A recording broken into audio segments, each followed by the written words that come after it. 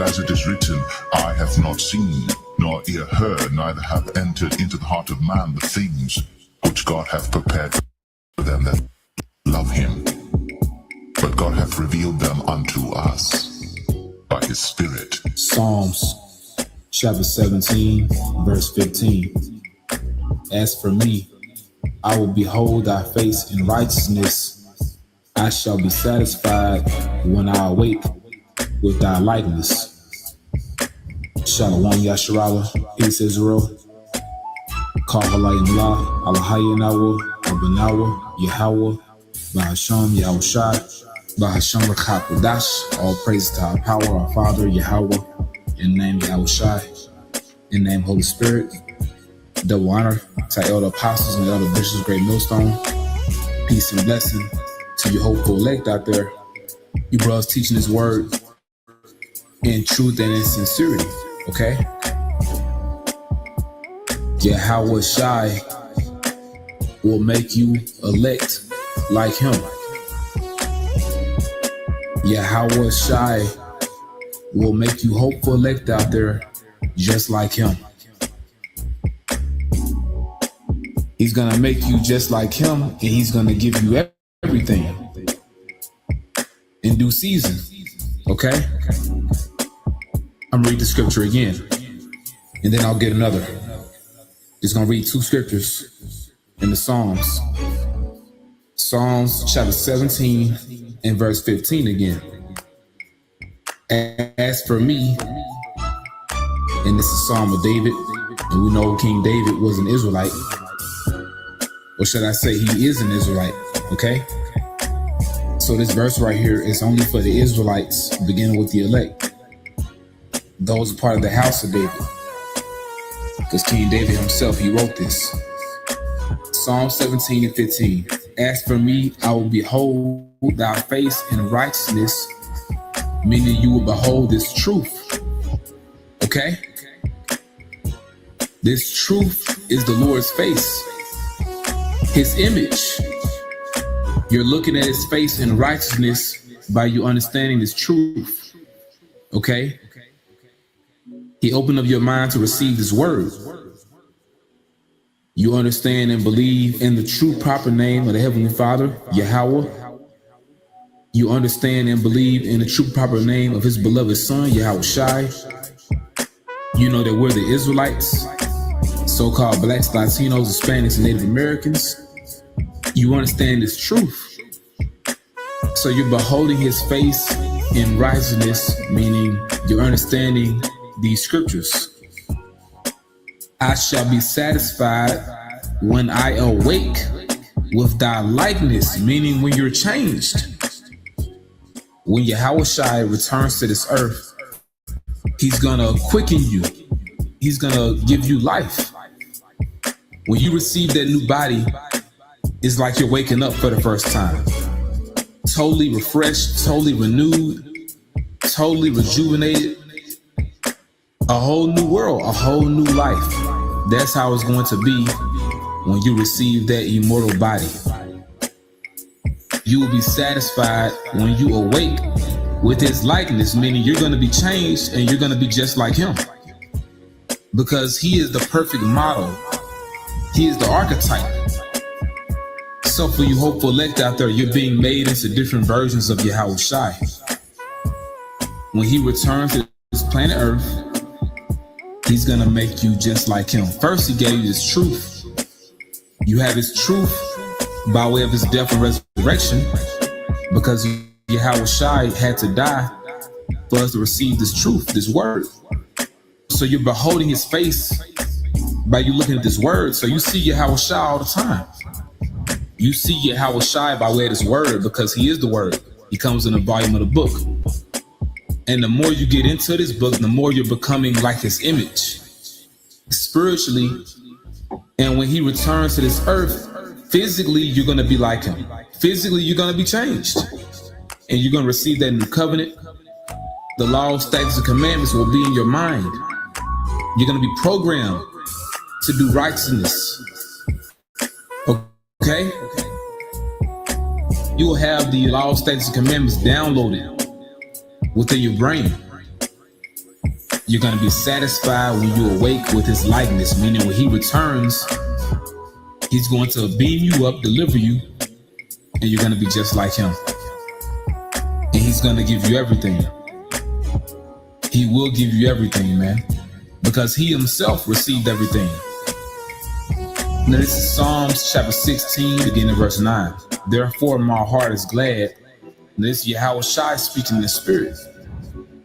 Now, these are Psalms written by our beloved King David.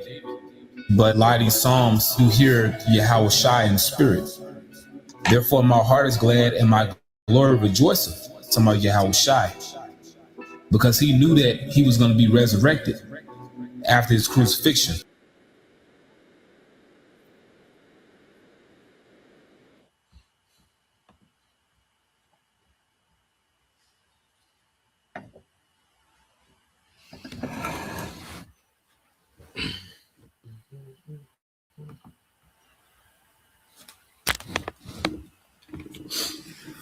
All right, Shalom. First and foremost, I would like to give all praise and glory unto Yahweh, Bahashem, Yahushai, Bahashem, Kapadash. Double honors unto the apostles and the elders of GMS who rule well, teach well, being great examples to us younger brothers. And peace and blessings and salutation to the hopeful elect out there pushing his word and truth and in sincerity across the four winds in the name of Yahweh Bashem Yahushai. Pushing to get up out of here. Shalom to the hopeful elect, the believers, the listeners whom have came back to the obedience of the scriptures through faith in Yahweh Bashem Yahushai. All right, and this morning, it's a lot to get into, morning news and prophecy. So we're gonna do a World War III update. All right, the West, was on the move. Okay, and what we have to understand, dealing with war. All right, you have, all right, a lot of moves being made for a lot of different reasons. So what we want to do, yesterday was, kind of hectic. A lot going on, a lot of information coming out.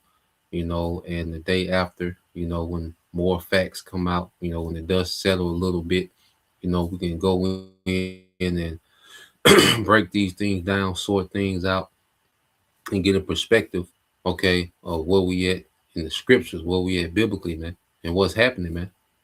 Okay, because one aspect we have to understand, dealing with Venezuela, those are Israelites. Okay, those are a nation of people under the curses. Okay, so you look at the aspect of, Russia and China didn't help. Well, they weren't supposed to help. Okay, the Lord said, "No man shall redeem us." Okay, so it was the Lord ultimately that made them stand down. Okay, and we're going to get into, some details of what happened. We're going to go into some history. We're going to go into some things, and Lord will, it makes sense because I know it's a lot of information coming out. It's a lot of things, a lot of moving parts. Okay, so we're going to, Lord will, through the Spirit, we can simplify some things and get some understanding of what's happening in the scriptures. Now, one thing we can't lose sight of is the will of Yahweh Bashem Shai, because certain things happen, and then you look at the reaction, and it kind of can, throw you off, because you look at it like, damn, these niggas, man, these niggas got one, okay, dealing with America. Well, this is exactly how it's supposed to be. It's playing out exactly how the Lord wants it to play out, okay? Because when you go into scripture, let's go here. Let's get this in the book of Jeremiah 49. Okay, it's the book of Jeremiah 49 and 14. Says, I have heard a message from the Lord that an ambassador was sent to the nations to say, form a coalition against Edom and prepare for battle. So what America did, dealing with this whole thing in Venezuela, they just put these nations on notice, man. Okay, these nations know what they got to do when it comes to America, man. All right, and taking down Venezuela, it was strategic. All right, it was a tactical victory for America. Okay, but it was more symbolic than anything. All right, now it's gonna be certain ripple effects, economically, with America getting in control of that much oil, but also what it's doing is putting the pressure on the east, okay, to begin to be more aggressive because America don't play fair. See, you have, Iran, China, and Russia. They move with some type of integrity, some type of dignity. They stay within the bounds of, the international law concerning war. America don't. They do what the hell they want to do. All right. What America did, okay, um, a day and a half ago, they supposed to get approved by Congress to do that. To attack another sovereign nation, they were supposed to go through Congress, okay? But they didn't because America do what they want to do. The small hats, they do what they want to do, okay? And what's being shown, all right, to mainly Russia, Iran, and China is look, we can't play by these rules. We can't put these restrictions on ourselves, you know, because the West don't play fair. You see? And no one's gonna hold them accountable. Okay? So what we're seeing happening is the Lord increasing the tempo.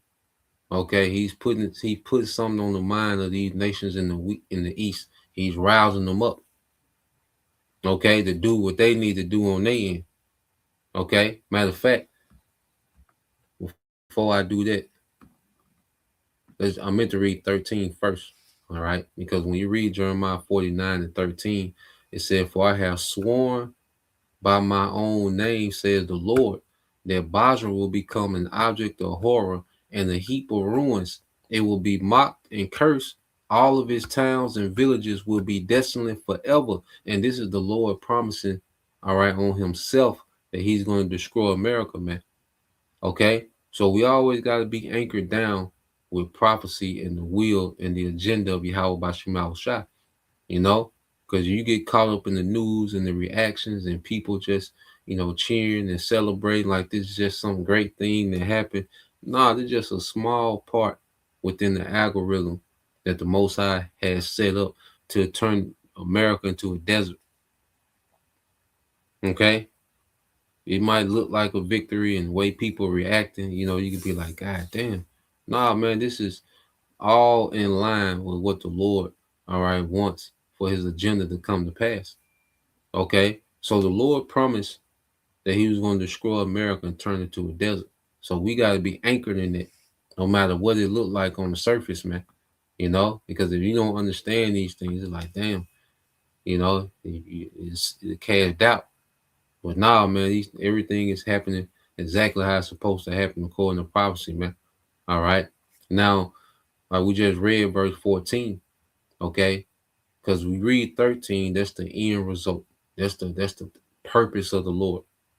Okay, but then when you get to 14, it goes into the buildup, okay, of that purpose happening. America being the desert, America being completely desolate.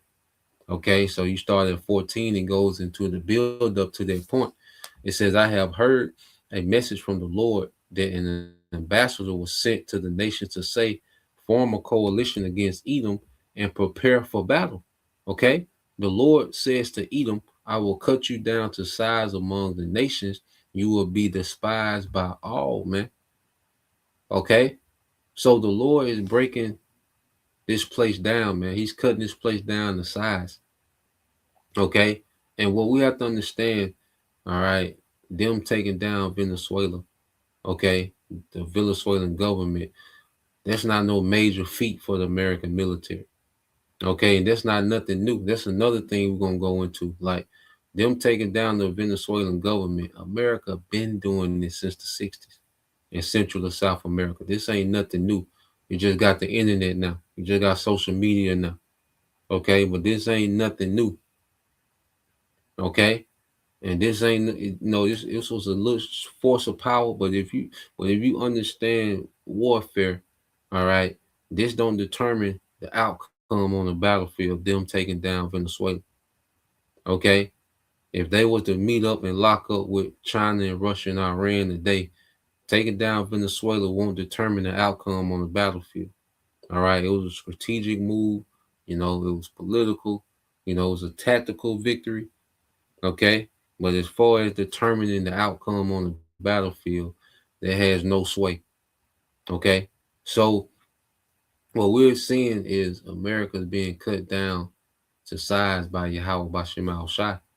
Okay, and how is the Lord doing it? Because these nations, all right, when you go into Iran, mainly Iran, China, and Russia, okay, their military is equipped, okay, to go to war, all right, with the American military machine. Okay, you see the things that America did to Venezuela, they can't do that. They can't go to China and do that. They can't go to Russia and do that. They can't go to Iran and do what they did to Venezuela. Okay, because they have a military, okay, machine that was designed just to go against America, man. And that's how the Lord is cutting America down to size. Okay, so the way that America is used to, all right, deploying all these troops, pouring all these troops into a region. Well, they can't do that like they used to anymore. Okay? The way that they just used to be able to do airstrikes with no resistance. They can't do that anymore with these nations over there in the east. Now they can do that with these nations in the Western Hemisphere, because no nation in the Western Hemisphere can do nothing with America. And that's mainly Central South America. Okay? Mexico, all right, the tribes, which they're giving over to this man. These are the tribes. So no matter that these tribes have their own country, they're still the Israelites in captivity. Okay, so they can't do nothing with Esau either. Okay, but when this devil starts going to the east, because that's another thing too. You hear people boast about, you know, when America do one thing, everybody just go crazy like, oh, America's the best. You can't nobody do America this, America that, but nobody talk about America losses, man. Okay, see, they play bully in the West, all right, but lately in the East, they ain't been able to do that. Okay, no one was giving the Houthi rebels credit when they ran the American Navy out of the Red Sea, when they shot their ass out the Red Sea. No one is talking about that and hooping and hollering about that. Okay, when Iran, okay, was turning Tel Aviv, okay, into a cardboard box in that 12-day war, nobody is hooping and hollering about that. But when America do one thing, it's like, oh man, it's the best ever, the greatest. It's like, well, goddamn, you know. So that's another thing too with the media. They hype up, America, victories, but then they downplay everything else. Okay, so America, they gonna be the bully in the Western Hemisphere. Okay, but when they go across the Atlantic, they not as big as a bully as they used to be. They've been cut down to size. Okay, and it's gonna continue to be cut down to size. Okay, so let's let's keep going here. It says, the Lord says to Edom, I will cut you down to size among the nations. You will be despised by all. And another thing, when America, okay, wanted to do strikes on Iran to help those small hats, they had to park them aircraft carriers in India, all right, to get out of the range of those Iranian missiles. Okay, show you the respect that they have for Iran. See, with Venezuela, they can just pull up. They just had aircraft carriers sitting on the dock. Let's say you live on a coastal, you know, town in Venezuela. All right, you just wake up and it's an aircraft carrier just on the dock chilling. Okay, they can't do that with Iran. They can't do that with Russia. Okay, when America wanted to bomb Iran, America had to park in India. You know, so like I say, it's different over there. You see, but they can beat their chest over here with, the northern tribes, pummeling on the northern tribes, man. You know, which is America. The Lord gave these niggas the sword. Okay, but we know, like, if you really follow this, man, that sword declining. Okay, you see these nations, all right, have closed that gap. It says Jeremiah 49:16 says, you have been deceived, all right, by the fear you inspire in others and by your own pride. See, America is deceived by the fear that they inspire in others, okay, which has made this man proud, okay.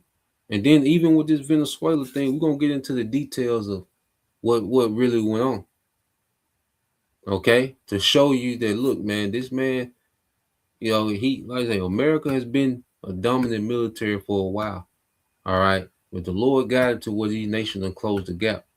All right, and what we're seeing is just a symbolic power being shown. Okay, is America able? Is America capable of doing a lot of damage to any nation on the planet Earth? Absolutely. Okay, but are they going to be able to take on all these nations that's going to come against them? Hell no. Okay, it's going to be a terrible defeat. Okay, it says you have been deceived by the fear you inspire in others and by your own pride, man. Okay, and see, Esau gonna take that shit that he doing over here in the Western Hemisphere, and when he take that shit over there to the East, that shit not gonna work. It's gonna go bad, real bad. Okay, and it says you live in a rock fortress and control the mountain heights. Okay, but even if you make your nest among the peaks with the eagles, I will bring you crashing down, says the Lord Yahweh Bashemal Shah. And this devil has weapons in the atmosphere. He has this, immaculate air force. Okay, but guess what? These nations, all right, have, military hardware just for that. It's customized. The Earth's military, majority of the Earth's military is customized just for the American military to combat the American military, man. Okay. You see, so these devils, they have exalted themselves. They're used to having air superiority. Okay, but what we finna see is everything that America used to do to dominate wars. All right, it's not gonna work over there, man. Okay, and it says Edom will be an object of horror. All who pass by will be appalled and will gasp at the destruction they see there, man. That's gonna be a thing to awe at. The end result of America. That's gonna be a thing to be held in awe. All right, you know, going to get the Venezuela president. That's not a thing at all. Okay, when the Lord turned this bitch to a desert, that's gonna be the thing to awe at. Okay, it says it will be like the destruction of Sodom and Gomorrah and their neighboring town, said the Lord Yahweh by Shema Shai. No one will live there, no one will inhabit it. Okay, so the Lord gonna empty this bitch out. Okay, so we always got to be anchored by that, no matter what we see happening. No matter what it looked like and the reaction that people are having, the Lord gonna empty this bitch out, man. Point blank, period. Okay, so let's go from there. I want to go to now. Let's see. I want to get this video here. All right, and he's gonna go into detail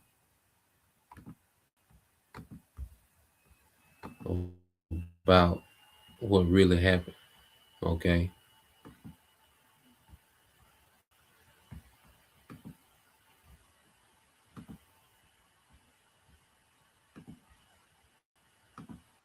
Maybe we can get to some of the press conference because I went over the initial announcements as well as the initial response from the Venezuelan government, the defense minister. But here, how about this? I think this is really telling, and then you can react and give your take on what's happened, a rundown of what's happened. Here is one of Donald Trump's comments at the press conference.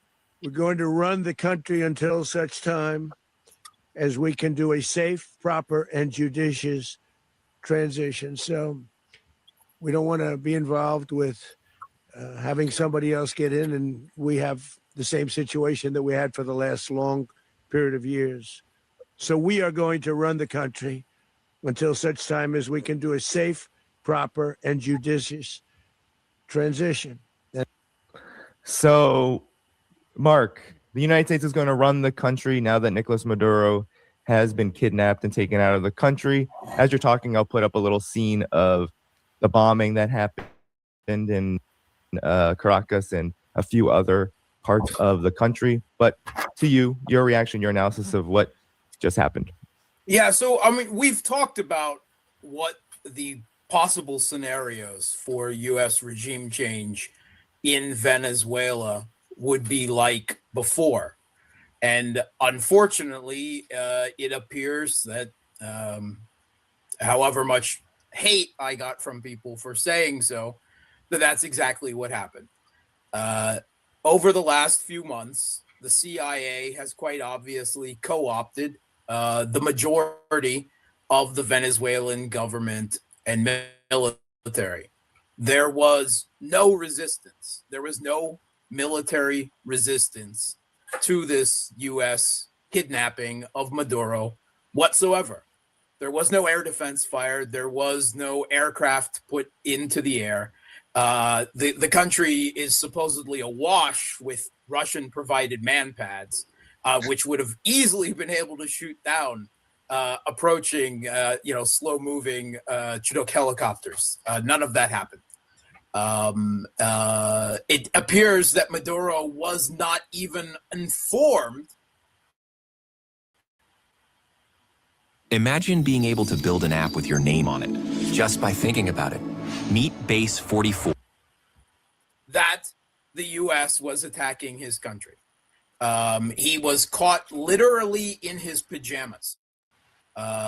So the CIA has done what they have done so effectively in Syria, although almost certainly there they did it in cooperation with Turkish intelligence and Mossad.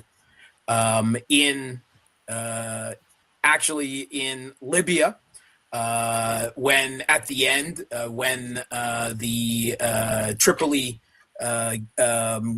commander of the defense of Tripoli simply ordered his troops to stand down and brought in the invading jihadis and the Qatari special forces that were involved.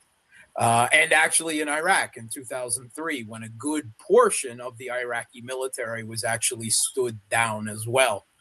They co-opted, they bribed, they blackmailed, they threatened, they did whatever was necessary with each individual person in the Venezuelan government and military that was necessary in order to get the Venezuelan, apparatus to stand down. And it was extremely effective, as we just saw. This is exactly what happened in Syria. And I know people were very active in the comments, not only on your show, but others, whenever I tried to tell them that this was the most likely regime change scenario, that I didn't understand Venezuela and the Venezuelan military would fight to the end because they believed in the Bolivarian revolution and all of this well-meaning ideological blinders. But human nature is what it is. And as humans, we are often weak and venal creatures. And that was proven once again in Venezuela. And it is quite obvious that the vice president, the minister of defense are completely part of this process. The Trump, at least in the course of that press conference, indicated that Marco Rubio, whom almost certainly will be his consul for the governance of the new Venezuelan colony or renewed Venezuelan colony, spoke with the Venezuelan vice president and that she will be cooperating with him. I would expect that we will see an announcement of a transitional government in a very short period of time. That will consist of remnants of this traitorous regime and elements of the pro-American liberal opposition, Maria Machado or whoever else they wish to bring in. there is a very large comprador class in Venezuela of the middle class and oligarchs that have never accepted the leftist revolutions of the last 2 decades, and they will be brought in to run the country. And just for the icing on the cake, they blew up Hugo Chavez's corpse. Right, the mausoleum. Right. Yep. So basically, what you have to understand, all right, is the Venezuelan military, okay, members of the government, they was co-op, okay. So the CIA has been down there, okay, putting this plan together, okay, and getting certain members of Venezuela's government, military personnel, the heads, okay, because when you co-op, that means that you make, all right, that they made people within the Venezuelan government and within the Venezuelan military a part of the overall operation, which was to extrapolate Maduro. Okay, so you listen to and you look at how it happened. You know how quick it happened, how smooth it happened within a couple of hours. Well, now it makes sense that these people were brought. To sum it up, the American government brought the Venezuelan government, and they brought out certain military personnel to make, all right, Venezuelan government stand down, the military stand down. They didn't do nothing, okay, because yesterday I was under the impression that, you know, it was on some movie type shit, to where, the Delta Force just went in sniping niggas, 10 Delta Force members just went in and, killed thousands of the Venezuelan military and killed the bodyguards of Maduro and, blew up the steel door, okay, and went and got this nigga and made it back to shot their way back to the helicopter, okay. No, they stood down. Okay, the CIA, all right, infiltrated, okay, the Venezuelan government, the Venezuelan military, and they stood down. They gave Maduro to the U.S. Okay, that's how they played yesterday. Okay, so America beating their chest like they just this, like there was some superhero shit went down yesterday. Then they gave Maduro on the silver platter, okay, to the U.S. government, okay, for regime change. You see, because you have to understand, some members of government, they like, look, we don't want to get caught in a war. You know what I'm saying? We in the Western Hemisphere, China and Russia way over there. Like we gotta, you know. So you have certain members that are easily persuaded, and then, like he said, they threaten, they blackmail, they did whatever they had to do, okay, to get the right people to sell out, to pull off the coup, okay. So you gotta look at these things in perspective, man. All right. So let's let it play a little more. Absolutely despicable and deplorable, but nothing that should shock anyone who's been following the U.S. empire since the beginning. But especially even under just this administration, the Trump administration has shown not afraid to bomb, not afraid to, and he even said in his press conference, not afraid to even put troops on the ground, which at this point may be a likely scenario given the issues that they might run into. But I wanted to play this, Mark, and you can comment on it. Here is more of Donald Trump's press conference. Long period of time. They were pumping almost nothing by comparison to what they could have been pumping and what could have taken place. We're going to have our very large United States oil companies, the biggest anywhere in the world. And I got a lesson, Lord will, tonight, dealing with what that means when he says American oil companies are going to come in, okay, and take over, the oil infrastructure in Venezuela. Okay. And see, the people of Venezuela, all right, America finna turn into a plantation. Okay, so Lord will, we can get into that tonight. All right, because this is what these devils do. Okay, Venezuela just one of many when it comes to America and how they get down. Okay, we're gonna go through, a little history dealing with Central South America, man. And the American government. Okay, and also Russia, which was then known as the USSR. Okay, so let's let it play some more. Go in, spend billions of dollars, fix the badly broken infrastructure, the oil infrastructure, and start making money for the country. And we are ready to stage a second and much larger attack if we need to do so. And I want to emphasize that last point, Mark. We will, first of all, the oil, of course, definitely comment on this because this has been at most people who follow this anywhere near astutely talk about Venezuela's oil as being a big factor why regime change was so much on the table for the U.S. But a second strike if necessary. I don't think this is over by any stretch, given the fact that the U.S. doesn't really have any military forces to subdue the Venezuelan people right now. What do you see as coming down the pike? I don't think it will be necessary. The Venezuelan military already chose not to act against the United States.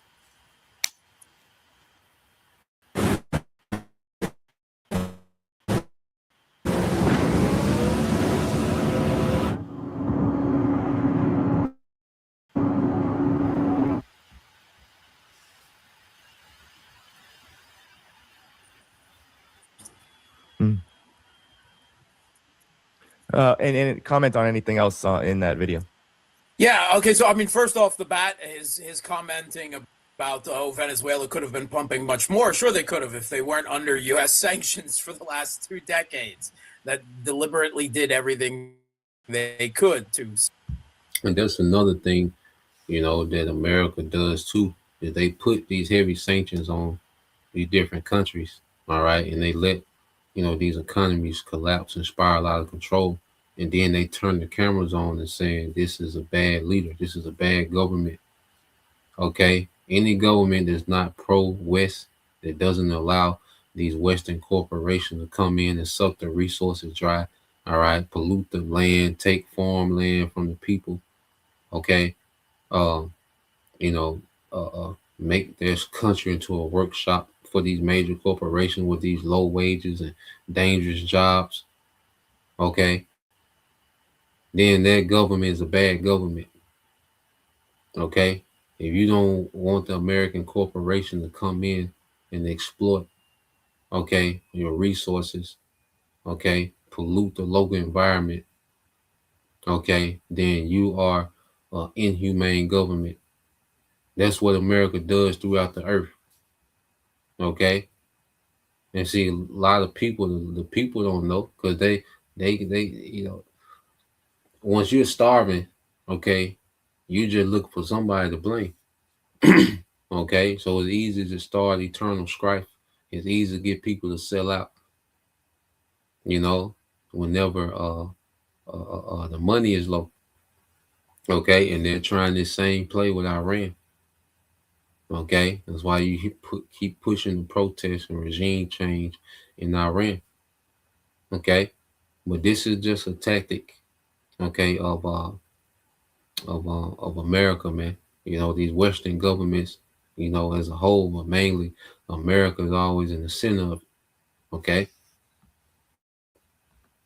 Suppress, the Venezuelan economy, and including its oil production as well. So, I mean, that's the again, as in Syria, U.S. sanctions had a hollowing out effect. I saw recent reports in the on the internet. I can't speak to the actual veracity of it, but that the average salary of a Venezuelan military personnel was $100 a month, which was exactly 1/5 of what was needed to sustain an average Venezuelan household. And when you have a military that is that poorly paid, it is very, very easily to co-opt it.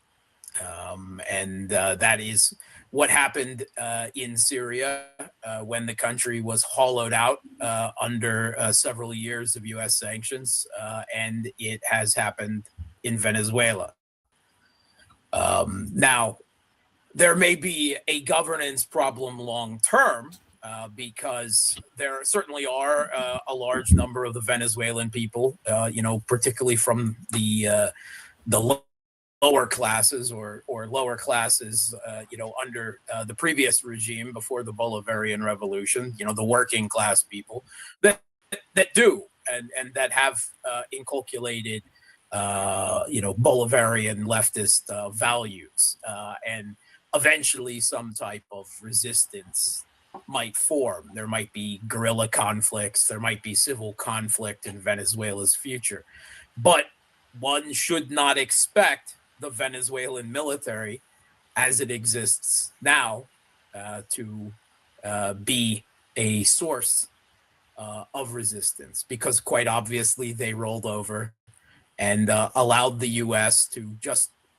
waltz into the country, blow up the air defense, the Books, the S-300s, the other air defense that Venezuela had, without firing it, without contesting it all. I mean, we saw helicopters firing on air defense emplacements, which is just absurd. I mean, it's the other way around.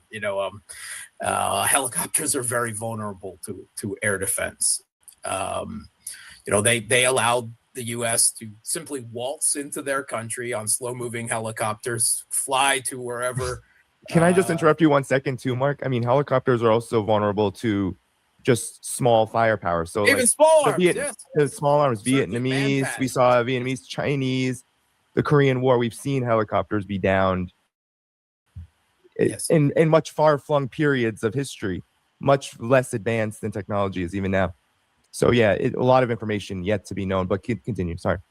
Yeah, I mean, Maduro was evidently in the habit of moving around. Right, this much has been put out in the U.S. media, and that seems sensible and very likely.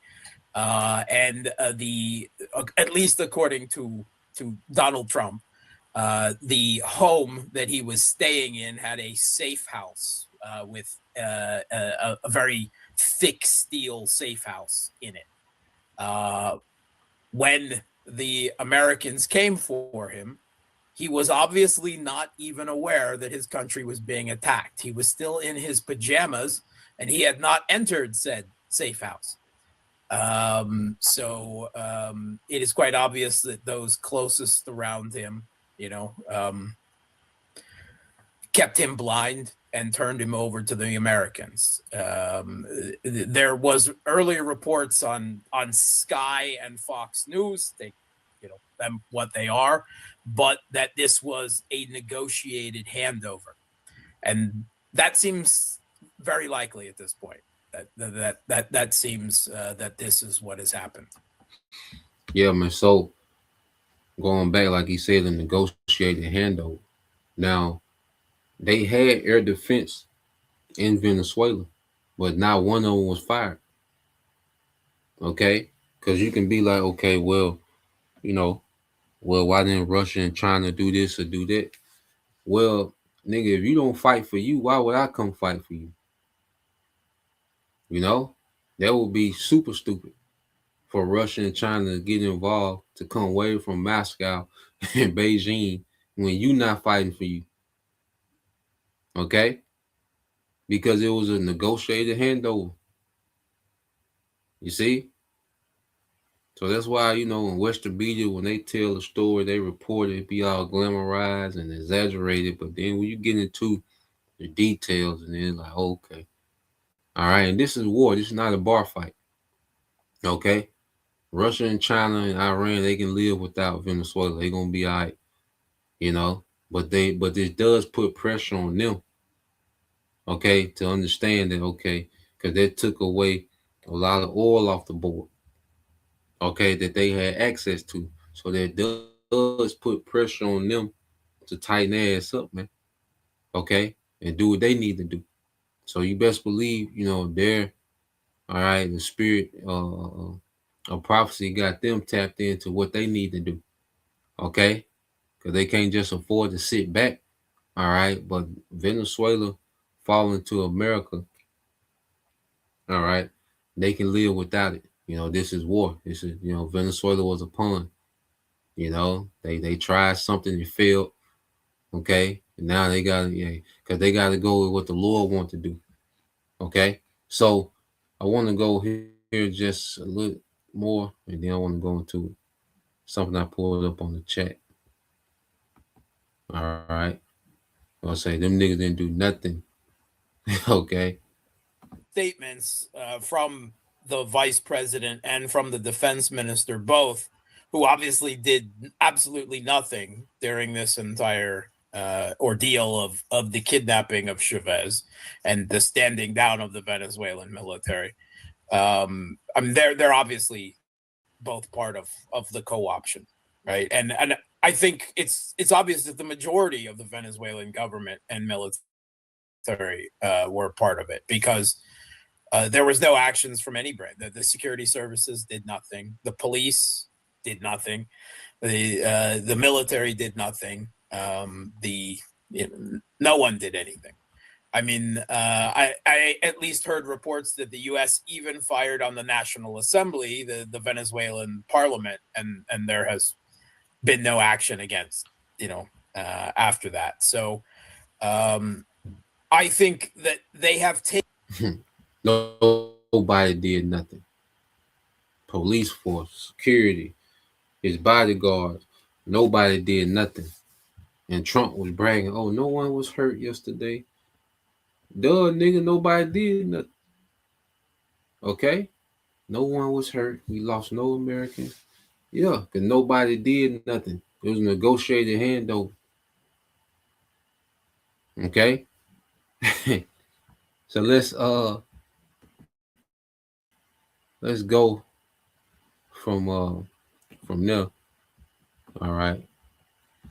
Let's go into the history, because there's one thing we have to understand. This is nothing new. It's just new to a lot of people.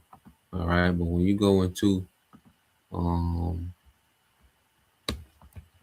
yep. So let's go here. So I said list of conflicts between America and Russia in Central and South America, list of American-backed regime changes in Central and South America. All right. So it says below is a clear factual overview. Okay. It says conflicts between US and Russia with Soviet Union in Central and South America. These were Cold War proxy conflicts. The US and Soviet Union did not fight directly, but supported opposing sides. Cuba. Cuba Revolution, 1953 to 1959. Cuba aligned with the Soviet Union after Fidel Castro took power. You had the Bay of Pigs in 1961.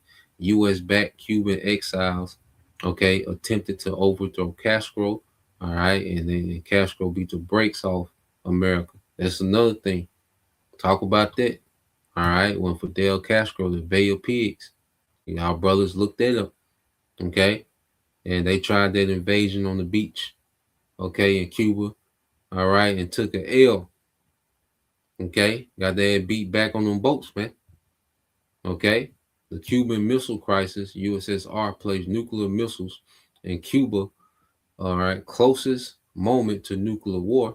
Ongoing Cold War rivalry. USSR provided military, economic, and intelligence support to Cuba because Cuba fought. And see, Cuba didn't sell out. They fought. Now, can Cuba go head to head with the American military? Absolutely not. Okay, but when it came to defending their leader Castro, they fought and they beat America back. Now, America, devastated Cuba with embargoes, okay, and sanctions. But guess what? Even in the 70s, the lifespan of and because you go into their history, Castro had free health care for Cuba, okay, and then the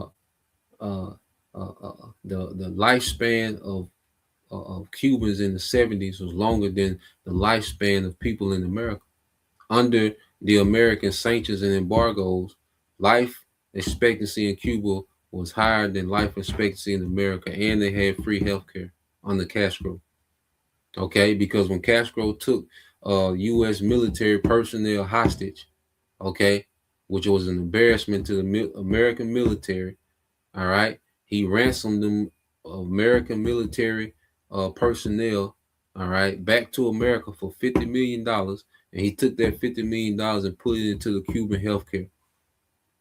Okay, but all you see about Castro is he's just this evil tyrant. Okay, Esau be lying, man. Now, are these niggas squeaky clean? These guys squeaky clean? There's leaders, okay, of these other countries. Absolutely not. Okay, but a lot of times they be doing the best that they can with the poor economy that they have because of American sanctions, man. You got to go through American banking systems. Okay, no matter how much resources you got, if America doesn't allow you to operate within their banking systems, then your economy is going to suffer. And in order to participate in Americans' banking systems, you have to allow these Western corporations to come to your country, set up these these factories, okay, set up, all right, this what you call these industrial, okay, cities, to where they extrapolate the resources, take all the profit for them, pollute the local places, okay, and pay the people pennies. Okay, so these leaders be in a lose-lose situation, and people look at it like, well, they should have did it. How with what? Because they damn if they do, they damn if they don't. So you have some like, well, look, I'm gonna just go out on my shield and fight these niggas, man. Okay, and some roll over like we just seen with Venezuela. Okay, so it ain't just as easy, simple as they try to put it on Fox News, man. Okay, they don't know what the hell they be talking about, man, and the nigga just paid the lie. All right, so then you got Nicaragua. Okay, and this is where when I don't know if you brothers, some of you sisters watch Snowfall. Okay, but this is that war they was talking about during Snowfall when the CIA had Jake selling cocaine to fund this war. Okay, so it says you had Nicaragua. It says Sandinista Revolution and Contra War, 1979 to 1990. It says Sandinistas supported by USSR Cuba, funded and armed by the U.S., one of the clearest U.S.-Soviet proxy wars in Latin America. El Salvador, Salvadoran Civil War, 1980 to 1992. Leftist guerrillas backed indirectly by USSR and Cuba government, heavily supported by the U.S. All right, so you had El Salvador, Guatemala, okay, and the Guatemala, Grenada, the U.S. invasion of Grenada, okay, Chile, okay. So this is nothing new. Venezuela is just the latest. All right, America and Russia, they've been having proxy wars, all right, in Central and South America, man. All right, Venezuela is just the latest. It says American-backed regime changes in Central and South America. All right, it says Guatemala said the CIA-backed coup removed Jacobo Arbenez in 1954. Cuba support for Batista before the revolution, failed attempts to overthrow Castro after 1959. Dominican Republic, U.S. military intervention to prevent a leftist government from taking power. That was in 1965. Brazil, in 1964. U.S. supported military coup against President João Goulart led to long military dictatorship. Chile, 1973. U.S. backed efforts leading to overthrow, all right, the Salvador Allende, all right, military regime under Augusto Pinochet followed, man. So here it is, they'll overthrow these certain leaders and install a military dictatorship. Okay, well, they put it up on the news like they just care so much about the people. Trump said that, oh, we're going to make the country so much money. They never done that, man. They never went in and extrapolated them resources and invested back into the country where they got the resources from, man. And remember, these are the tribes. These are all tribes. These are Northern Kingdom, okay? Powerless people under the curses. Okay, now there's a remnant amongst all this that's gonna be good, but you have to remember this is a people that's under the curses, man. And the majority of them are still into idolatry, Roman Catholicism. So this is why Esau is able to have his way down there, man. You know, it says U.S. supported coup after leftist government, Bolivia 1971, Uruguay 1973. U.S. supported security forces leading to authoritarian rule. Argentina in 1976, U.S. supported military junta during the Cold War. All right. Nicaragua, 1980s. Panama, 1989. U.S. invasion. They kidnapped this guy, Manuel Noriega, okay, from power. Honduras, 2009. Okay. U.S. indirectly supported the post-coup government after President Zelaya was removed. Okay. So this is nothing new what we're seeing happen in Venezuela. All right. And Russia and America have been, you know, um, rumbling around in Central and South America since the 60s, man. Late 50s, you know, early 60s. You see? So, um, and what we're seeing is typical for an empire that's in decline, for them to become aggressive. All right, let's get a few examples of that. Okay, was that in the same?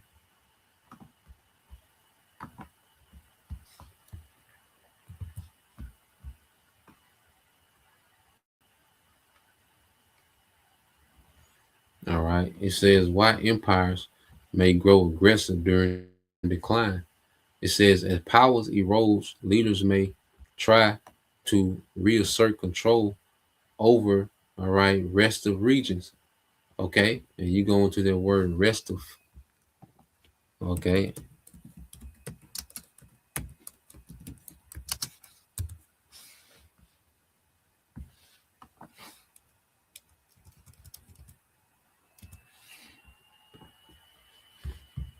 so you go into the word restive.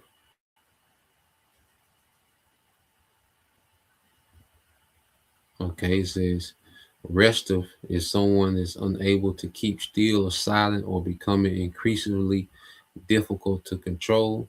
Okay, especially because of impatience or dissatisfaction. All right, and these nations are fed up with the rule of the West, man. Okay, so they're getting harder to. It's harder for America to project itself. Okay, so you're going to see more aggressive moves. You're going to see probably more bullying. You know what I'm saying? Nigeria, like, what are you doing? You know, airstrike in Nigeria. All right, which Nigeria is mainly Jake. You see, and these devils know that. Okay, so keep going and say try to reassert control over restant regions, launch wars to restore prestige or legitimacy, use external conflict to distract from eternal problems, act preeminently out of fear of rivals. Okay? So this is all the behavior of empire on decline. Okay? Because things like this, because see, people are just crying for the last 3 months of 2025 about how hard it is, boycotting Christmas, this and that. But now they're rallying around the American flag again. Okay, so this that's a part of it too, because there's many reasons why they're doing this, man. Okay, but ultimately, to simplify, it's the decline of empire. It said this can lead to riskier, harsher, or more frequent military actions. It said examples of aggression during decline: Roman Empire, late empires, Rome weakened. Okay, it increased military repression, fought constant frontier wars, and this is the Western Roman Empire, conducted brutal internal crackdowns. Emperors relied heavily, all right, on force to hold territory already slipping away. More militarized governance, but diminishing return. Okay, the British Empire, early 20th century, as decline began after World War One, harsh suppression of rebellions, Ireland, India, Kenya, Palestine, military interventions, all right, to protect trade routes and prestige. Britain fought harder to keep control even as resources dwindled, tactical victories, strategic decline. And that was a thing for America to get some prestige, because that was looking real embarrassing that you had, China, Iran, and Moscow dealing in the Western Hemisphere they're heavy, you know. So that was a thing that was a political statement that had to be made above all. Okay, that was a showing of strength. You see, so they, did what they had to do, brought out, the Venezuelan government brought out the military personnel they need to buy out. Okay, and got that negotiated handover Maduro, and there was a show of strength. You see all the bombing, and there was theatrics, man. Okay, all there was theatrics, man, for a showcase of power. Okay, because it's a declining empire. Okay, and it says Ottoman Empire, known as the sick man of Europe, responded to decline with aggressive campaigns in the Balkans, violent repression of separatist movements, attempted reform backed by military force. Okay, increased violence, accelerated fragmentation. Japan, Nazi Germany. You see, so this is all the symptoms, okay, of an empire that's in decline, of the devil, okay, lashing out. Okay, so let's go here.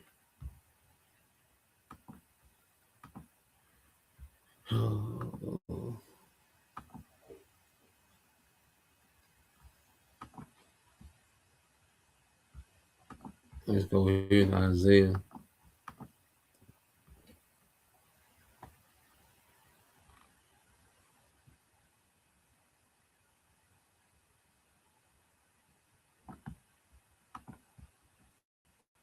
Okay. So you go here to Isaiah 13. Okay, and it reads that the burden of Babylon, which Isaiah the son of Amos did see. It said, lift you up a banner upon the high mountain, exalt a voice unto them, shake the hand that they may go into the gates of the nobles. Okay, and the Lord has the prophets shaking the hand, okay, in the gates of the nobles, man. Prophesying this man's downfall. Okay, so what we're seeing this man doing, he's trying to uphold his kingdom. Okay, so he has to exert the sword. All right, then he's trying to transition to a digital empire, a digital system that gives him more control. So this is an attempt for the devil to hang on to control. It all plays together, man. What he's doing with the technocracy, what he's doing with his military, is all an attempt, all right, to double down on his control in the earth, man. Okay, but we telling him it's gonna fail. Okay, he's finna go into captivity, man. Okay, it says, I have commanded my sanctified ones, all right, the prophets, and I have also called my mighty ones for my anger, the angels, even them that rejoice in my highness. Okay, so the Lord is getting ready to intervene in the affairs of the earth in a major way. Okay, and all this ruckus and the Esau, all this dust he's kicking up, he's going to be stopped in the tracks, man. Okay, verse 4 said, the noise of a multitude in the mountains, like as of a great people, a tumultuous noise of the kingdoms of the nations gathered together. The Lord of the hosts mustered, all right, the Lord of hosts mustered the host of the battle. So it's the heavenly Father that's mustering the host of the battle.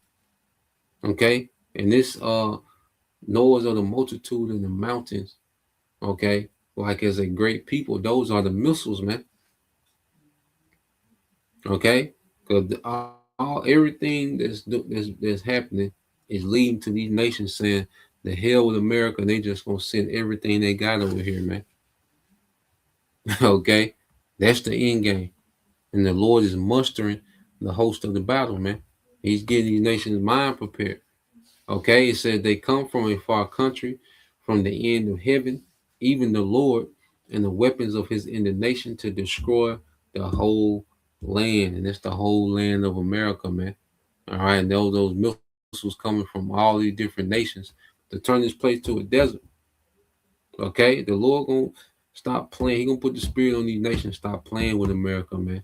All right, and desert this bitch out, you know.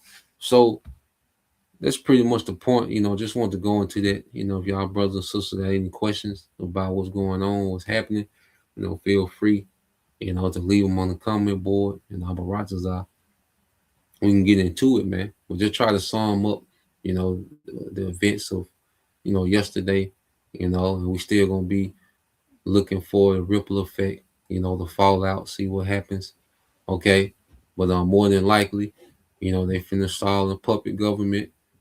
Okay, and Venezuela is going to be, all right, American colony. Okay, there's more than likely what's going to happen.